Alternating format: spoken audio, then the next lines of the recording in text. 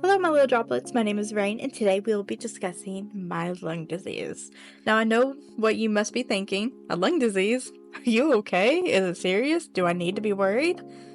And to that, I will answer, I am okay. Sometimes life just works out this way. Now, what is this lung disease? Well, it is called alpha 1, and I'm about to butcher this so bad because I can't pronounce nothing in my life. Alpha 1 antitrypsin deficiency. Now, what does this mean? Alpha 1 antitrypsin deficiency means that my body does not produce enough protein or of the antitrypsin protein in order to protect my lungs and liver. So, what does this mean for myself? Well, it just means I have a weaker immune system compared to others, which is why, if you've been around since I started my YouTube channel back, you've seen me go on breaks because of me being sick. And this is the reason why. However, I don't want you to pity me. I don't want you to feel bad. It's not something that I am ashamed of. I am making this video today in order to spread awareness about alpha 1 deficiency, as it is considered a rare disease. And today is Rare Disease Day, or the day I'm uploading this at least. Why is alpha 1 deficiency considered a rare disease?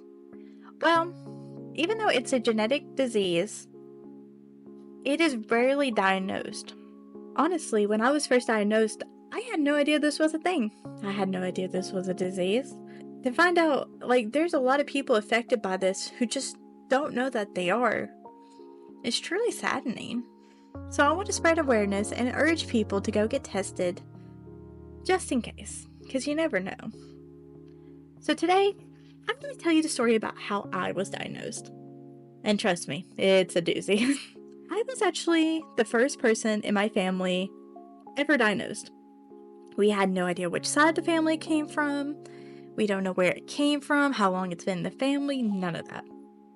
And the reason my alpha 1 deficiency was even discovered was because I got sick when I was 12, ironically. My gallbladder gave out. It kicked the bucket. And so I was experiencing symptoms from it. I had constant pain in my stomach. I was nauseated. I couldn't eat. It was just a really bad time. And at the time, my family doctor was not a good doctor. He just was not a good doctor. I went to him several times during a 3-month span to get seen and to find out what was going on with my stomach, because I knew something was wrong. But nobody believed me. Not even my own doctor. He would tell my mom that I just didn't want to go to school. So he would tell my mom to take me back to school. And my mom would, because, he's a health professional. So I spent my 3 months doing that, going back and forth between school, being sent home from school, and dealing with this constant pain and not eating. At this point, it was 3 months in, and my mom had finally taken me to another doctor who took me serious during the first visit, sent me for blood work, x-rays, the whole lot, and discovered that my gallbladder was either already dead or dying. So that she sent me to a stomach specialist. This stomach specialist was the one who actually discovered my alpha 1 deficiency, because she does specialized blood work. And when she did her blood work, she discovered that I actually had alpha 1 deficiency, and so she had to refer me on to a lung specialist. And at the same time, I was dealing with my gallbladder being dead, so it was a lot to deal with. From then on, I was sent to the Children's Hospital, where they did emergency surgery to get the gallbladder and my appendix out. And it was during this time, they didn't know what was causing it, why this was happening. But when they put me to sleep, my oxygen suddenly plummeted. It was staying around 60, which is not normal for a 12-year-old. So because of this, I was hospitalized for over a week, or about a week, as every time I would close my eyes to go to sleep, my oxygen would just drop. To this day, they still don't know why. They had left it up to maybe being the alpha 1 deficiency, or an allergy reaction to the anesthesia. I remember that time being very scary because when I first woke up, I was in the hospital. I didn't know why, because, they told me I'd go straight home after surgery. And my mom, she was leaned over me, holding my hand and crying, and I didn't know why. I thought, what in the world happened? And that's when my mom told me that I nearly died on the operating table. I was like, oh, that's horrifying. Like, I was asleep. I just felt like I was asleep the entire time, so I didn't realize. And I felt bad for causing my mom and dad so much stress, even though I knew it wasn't my fault. And oh my goodness, being a 12-year-old going through something like that is crazy to think about. But there was a funny part. The day they told me I was being hospitalized for a few days, I looked at my dad and I said, Dad, I need you to go home and get my laptop. I am not staying here without my Minecraft or without my Sims. I cannot do it. And being the best father he is, he traveled 3 hours because I was hospitalized 3 hours away. I went and got my laptop and brought it back to me so that I wasn't bored at the hospital while they were figuring out what was wrong with me. And I'll always be appreciative of that, though it's a very funny memory to think about. From then on, I had to see a lung specialist who, the first time I went and visited them, they told my parents, they asked if my parents smoked in the house or smoked at all. And actually, my dad had just quit smoking. I want to say 6 months or a year before this happened. And they told my dad that it was a good thing that he had quit smoking, because if he had continued, they would have had no choice but to remove me from the home. Because alpha-1 deficiency is a very serious condition. I just make light of it.